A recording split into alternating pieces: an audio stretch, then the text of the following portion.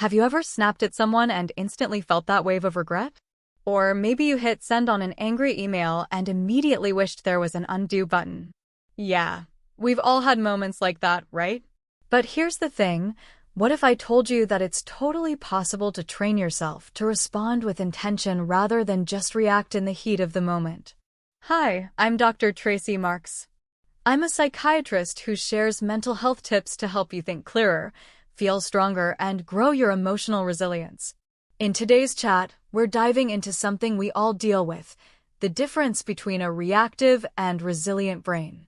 And even better, I'll walk you through some real tools you can start using today to help you shift gears when things get intense. Sound helpful so far? Let's keep going.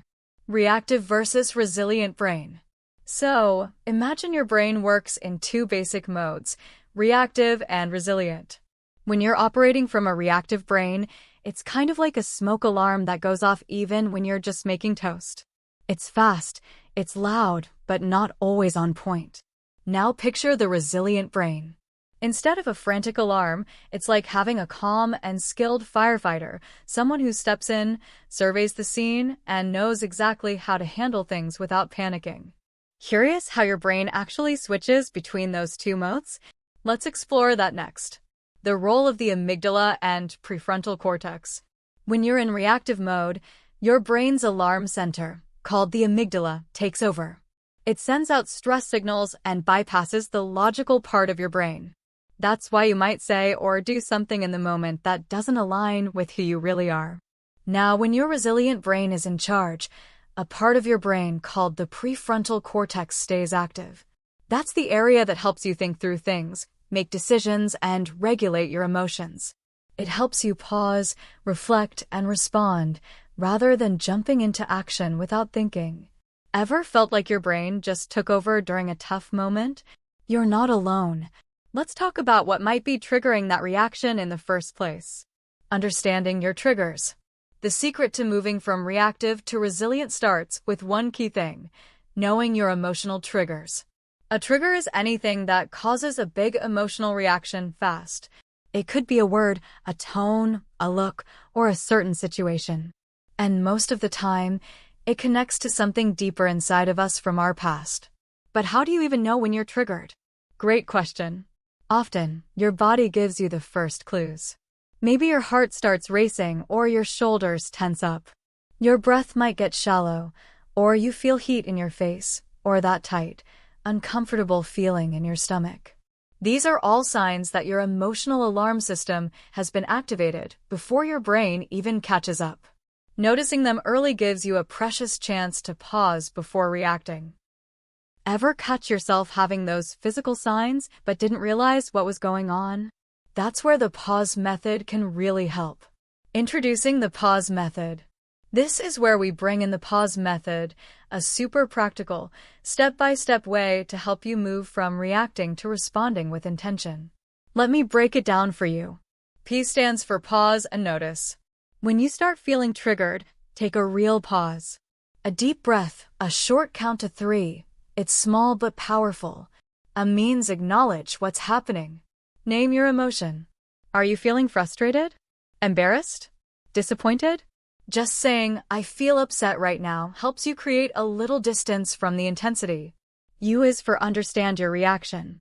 Ask yourself, what's really going on here? Is this about today? Or is it poking at something deeper from the past? S stands for select a response.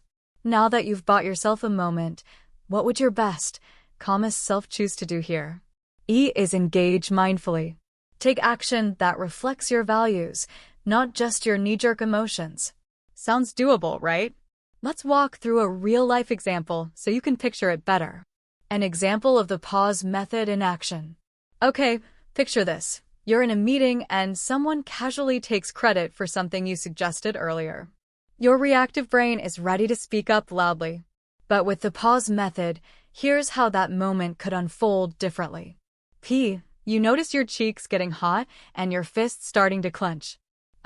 You acknowledge internally, I feel angry and dismissed right now. You realize it's not just about today. It reminds you of times you weren't heard before.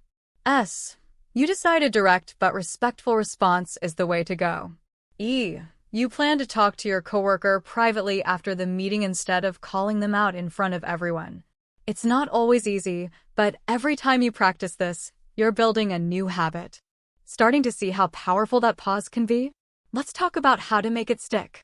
Practice makes progress. Like anything worth learning, getting good at this takes time. And no, you don't have to be perfect at it. Start with moments that are only slightly uncomfortable, not the super intense ones right away.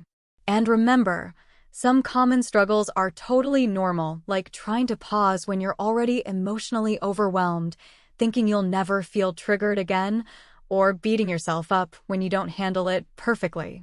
You're human, not a robot. So give yourself grace along the way. Want a little help in identifying those emotions? I've got a tool for that too. Need help identifying emotions? If labeling your feelings in the moment is tough, and trust me, that's super common, I created something to help, my Essential Tools card deck.